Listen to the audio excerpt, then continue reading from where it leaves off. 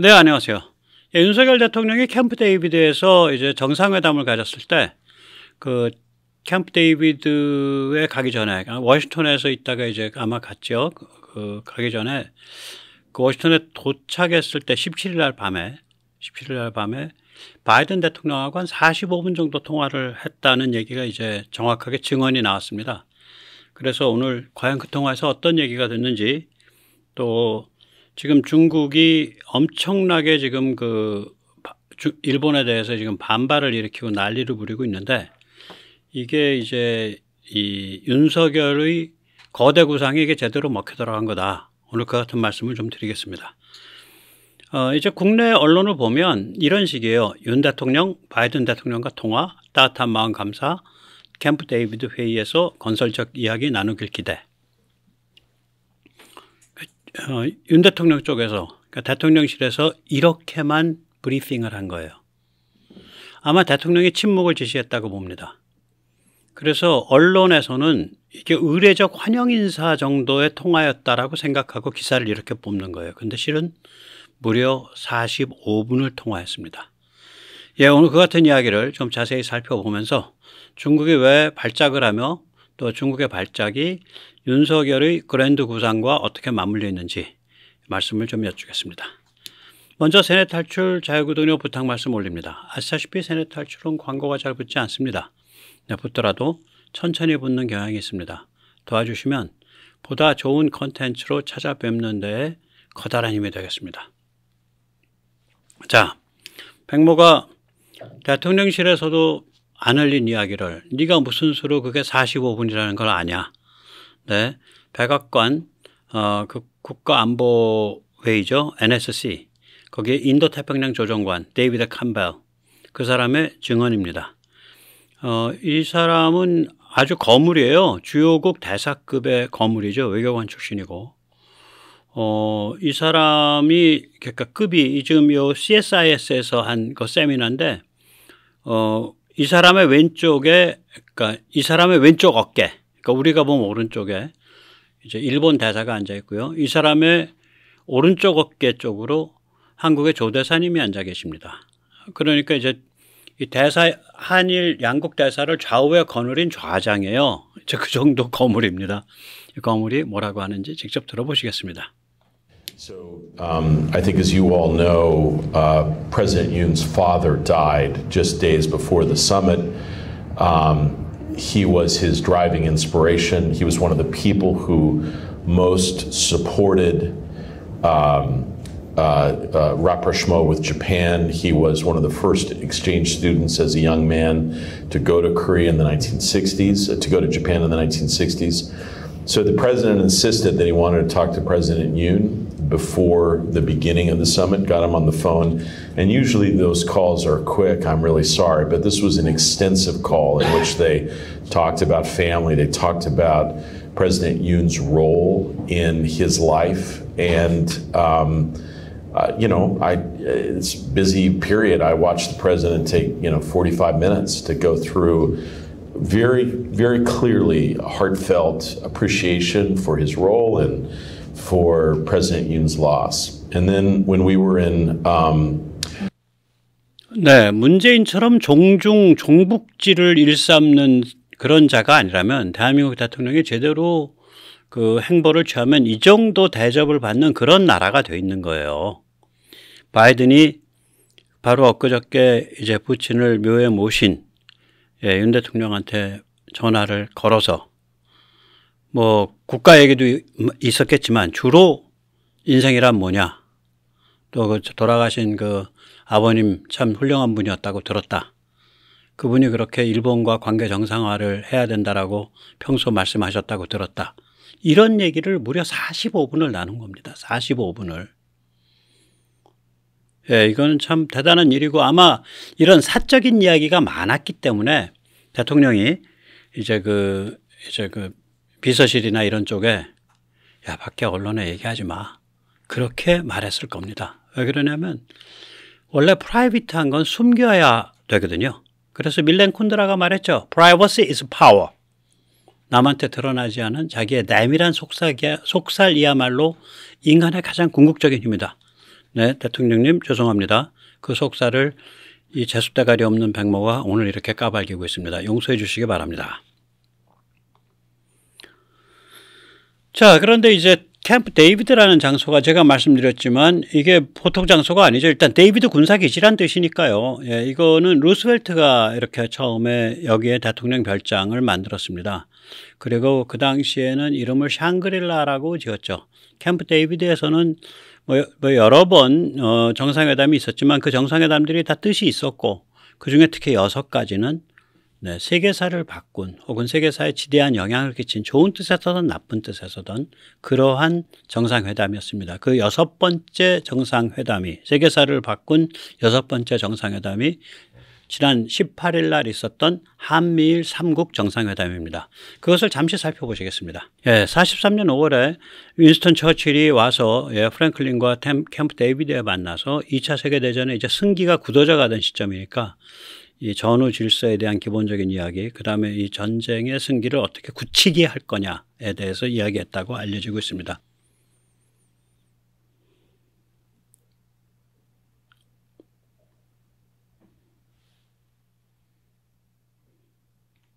예, 그 다음에 드와이트 아이젠하워와 니키타 크루스초프가 59년 9월에 만나서 여러 가지 간담상조를 하면서 미소 그런 긴장을 컨트롤하려고 노력을 했습니다.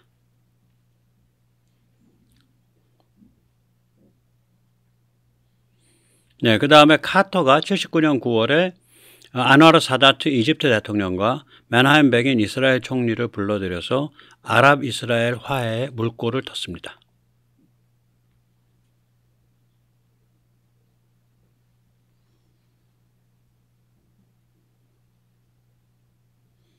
예, 그 다음에 빌 클린턴이 2000년 7월에 에후드 바락 이스라엘 총리와 야셀 아라파트 PLO 대표를 불러들여 가지고 이스라엘 PLO 그 평화 패키지를 짜려고 시도했고 이거는 PLO가 망쳐버렸어요.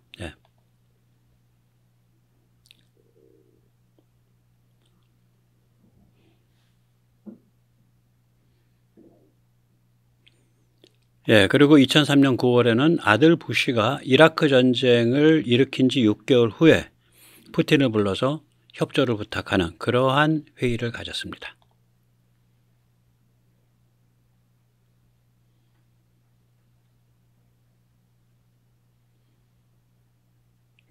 그리고 드디어는 올해 8월에 바이든 대통령이 윤석열 대통령과 기시다 총리를 불러서 이렇게 3국 회의를 가졌죠.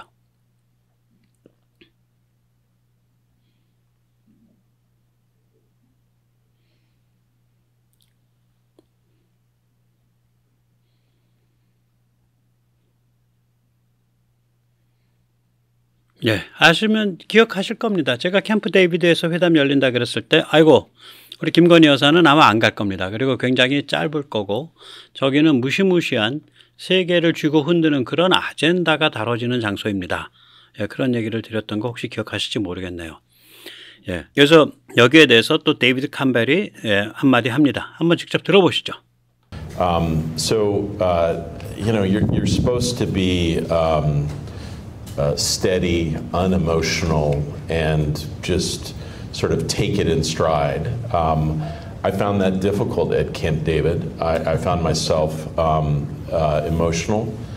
I found it, Chris, extremely powerful at a personal level. I've done diplomacy for almost 30 years. I personally have not experienced something quite like that. And, in the arsenal of diplomatic features, Camp David plays a rare role. And the fact that we were able to meet there and sort of consecrate this three-way relationship was extremely powerful. And the power of it, like you would be in a room or a cabin and people would say, oh, this is the cabin that Menachem Begin stayed in. This was Jimmy Carter's cabin. This is where Churchill slept before the meetings about, the next phase in the Second World War. You feel. 이거 잘못 번역한 겁니다. 예, 미국 참전 직전이 아니라 미국이 승기를 어떻게 굳힐 거냐. 영국과 미국이. 예, 그렇게 해서 만난 겁니다. 43년이니까.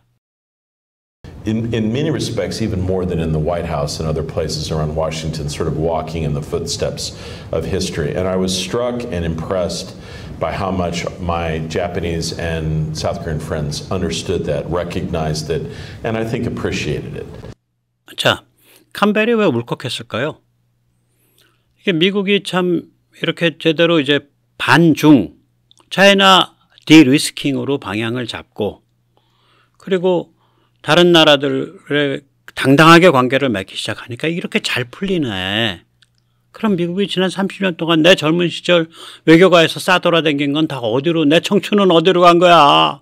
이 타락 글로벌리즘이요. 내 청춘을 돌리도. 그런 회한이 많았을 겁니다. 제가 보기엔 그래요. 저도 좀 그런 비슷한 느낌을 받거든요. 이 나이 들어서 제가 이제 60 중반인데 만으로 64인데 이 나이 들어서야 제가 87년 저 동네를 차버리고서 그때 수배 중일 때 그때 87년 차버리고 나왔을 때에 가졌던 총체적 의문이 36년이 지난 이 나이 들어서야 전체적 그림이 나오는 거예요. 너무 아이러니해서 상황이. 아니 미국과 서방이 정신병 걸릴 줄 알았나? 미국과 서방이 그렇게 중국 사랑 물질주의에 함몰돼 가지고 갈짓자걸음할 줄 알았나? 다 뜻이 있겠지요. 이렇게 생각했죠. 이 사람도 그렇게 인생 헤매고 살았을 거 아니에요. 30년 동안. 가슴이 울컥할 만하네. 예, 아저씨 눈물은 안 흘렸는지 모르겠네. 네. 자, 그 다음에 이제 이 캠프 데이비드를 통해서 한미일 삼국 관계가 삼국 체제로 성립했다는 얘기를 합니다. 그러니까 제도화됐다. That I like very much the way Victor laid it out, Chris. I think the things that are going to be most important will be the institutionalization at every level. 3 leaders meeting every year, investing in a very high-tech hotline that we will utilize. The fact that we'll have our national security advisors, our secretaries of ministers of defense, our secretaries of state meeting regularly, we believe will help propel this relationship forward. I think we are under no illusions that we will face challenges. But the hope will be this time that because the United States has now basically underscored that it has a stated interest directly and publicly in this powerful and positive trilateral, that we will engage to help ensure that whatever rough patches that we have, Chris, that we will get through together. Thank you. 네, 미국은 이제 한미일 삼국 체제의 핵심적 승부수를 던졌다. 이것을 삼국 정상회담을 통해서 이제 공개화시키고 그걸 말뚝을 박았다. 뭐 이런 뜻입니다. 조금 제가 의역을 한 부분은 있지만 결국 그런 뜻이 돼요. 네. 그리고 이제 또 계속 말을 좀 보죠. 이거 제가 이거를 설명하는 것보다 이 거물 중에 거물이에요. 이 사람이 저기 그 동아시아 정책의 기본 틀 잡는 사람입니다. 데이비드 캠벨. 이 사람 얘기로 들어보면, 네. 이게 무슨 건지 이제 느낌이 오는 거죠. 아니, 오죽하면 지금 저 자리에 지금 저 카메라가 계속 그렇게 잡혀서 그렇지 이 사람 오른쪽 어깨 옆으로는 조 대사가 앉아 있고 왼쪽 어깨 옆으로는 일본 대사가 앉아 있어요. 그리고 CSIS의 한국 그래도 통일하고 꼽히는 그 한국의 대사 온다 만다 제가 별로 안 좋아하는 빅터 차가 여기 앞에 잠깐 사여보고 그다음에 얼굴도 못 내고 있어요 지금. 그 정도 자리예요. 저 자리가 좀 너무 소박하게 보여서 그렇지.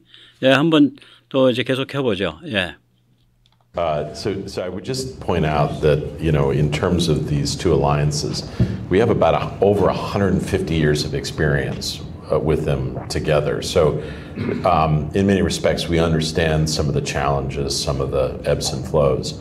I would say that I think what the statement and the meetings underscore is a general proposition that a challenge to the security of any one of the countries affects the security of all of them, right? And that is a fundamental foundational understanding which is underscored in the statement.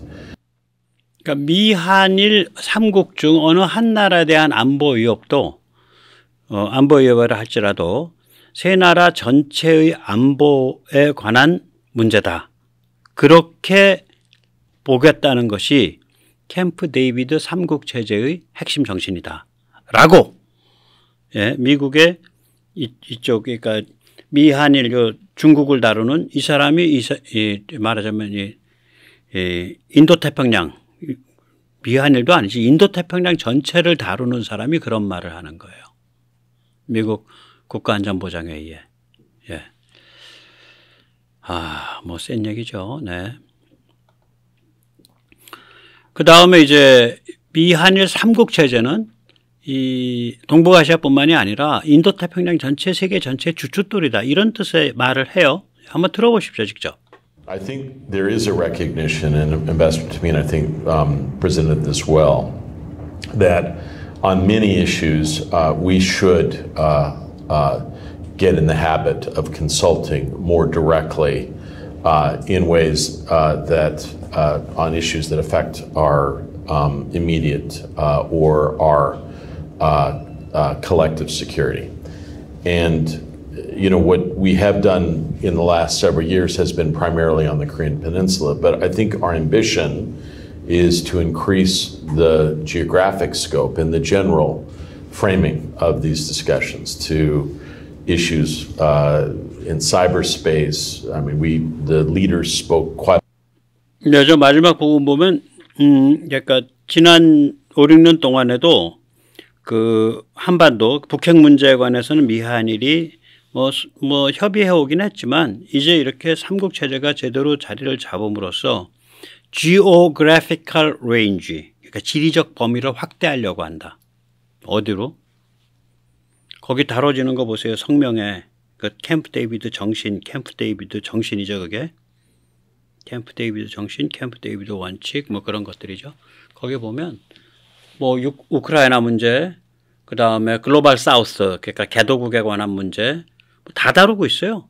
유럽에 대한 문제. 그러니까 결국은 그럴 수밖에 없는 게 한미를 합치면 전 세계 GDP의 30%가 넘습니다. 32%인가 31% 돼요. 한미일 세계가. 이게 실세라고요, 지금. 엄청난 실세예요. 예. 자, 그 다음번에도 또 재밌는 얘기를 합니다. 그러니까 여기가 이제 아주 핵심적인 얘기인데 이 삼국체제가 만들어진 건 윤석열 덕분이다. 이것 때문에 바이든이 45분을 통화한 거예요. 예. 윤석열 대통령, 윤 대통령 고마워. 당신이 그 한국 안에서 그 지악스러운 종북애들, 종중애들이 그 완전히 그 뭐 일본 따까리로 낙인 찍어가지고 공격을 하는데 그럼에도 불구하고 여기까지 끌고 와준 거 정말 고마워. 이 뜻을 나타내는 거예요, 바이든이. 여기에서 이제 보면 이 캠발은 이렇게 온 것은 윤석열과 기시다. 이 두 사람 덕분이다. 그래서 기시다를 같이 언급을 하는데 아시다시피 그 고맙다란 뜻을 하면서 국내 정치적 부담을 무릅쓰고 이걸 관철시켰다라는 얘기를 하거든요. 그러면 일본에서 기시다는 이것 때문에 특별한 국내 정치적 부담이 없었어요. 그럼 기시다와 윤석열 두 사람 중에 국내 정치적 부담을 진 사람은 누구야? 윤석열이죠. 그러니까 이게 지금 윤석열을 얘기하고 있는 겁니다. 한번 들어보세요.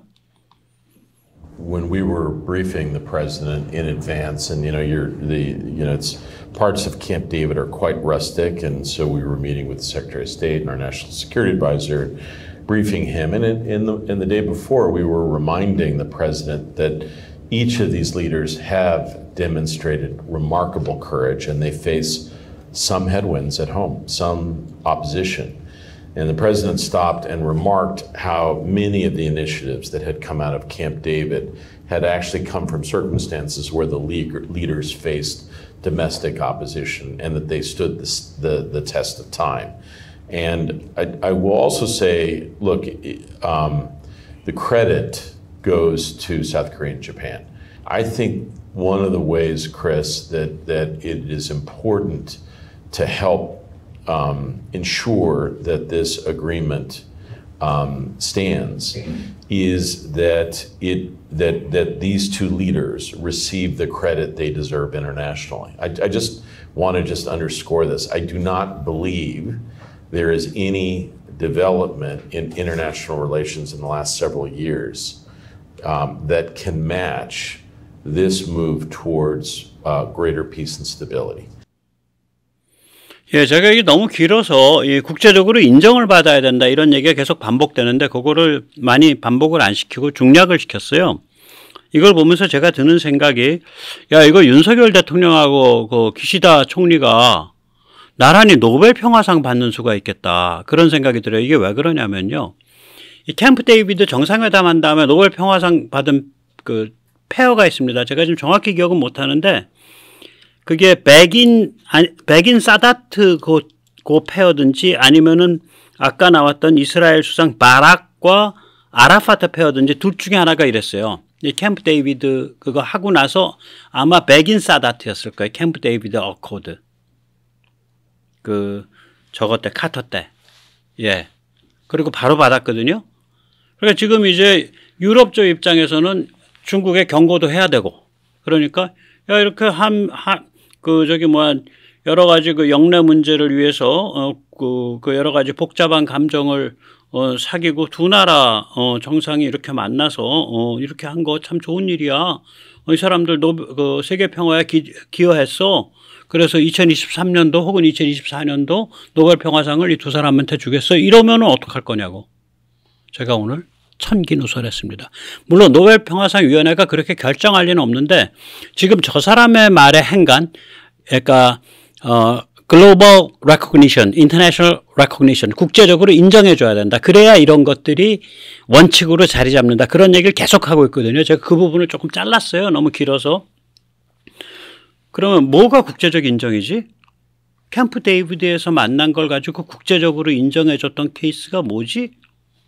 그때 이스라엘 쪽하고 그 아랍 쪽 그거 바로 노벨 평화상 준 적 있어. 그 생각이 번쩍 드는 거예요. 예. 혹시 그렇게 받으실 일이 있으면은, 예, 그것도 그림 괜찮죠? 그 평화상 받는 게 뭐 대통령이 받는 게 아니잖아요, 사실. 그렇게 되면은, 국민의 정치적 역량, 한국의 국격, 그거 자체가 평화상을 받는 거죠. 대한민국이 받는 거죠. 예. 그런 일이 좀 있었으면 좋겠습니다. 안 받더라도, 최소한, 그러니까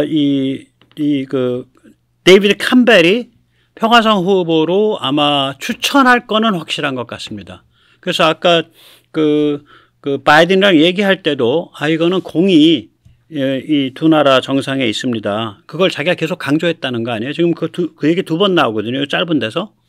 그런데 행간을 보면 실제로 마음속에 감사하게 여기는 건 윤석열인 거예요. 왜냐하면 윤 대통령이 정치적 부담 독박 다 뒤집어 쓰고 똥물 다 뒤집어 쓰고 야, 너 쪽발이 노예냐?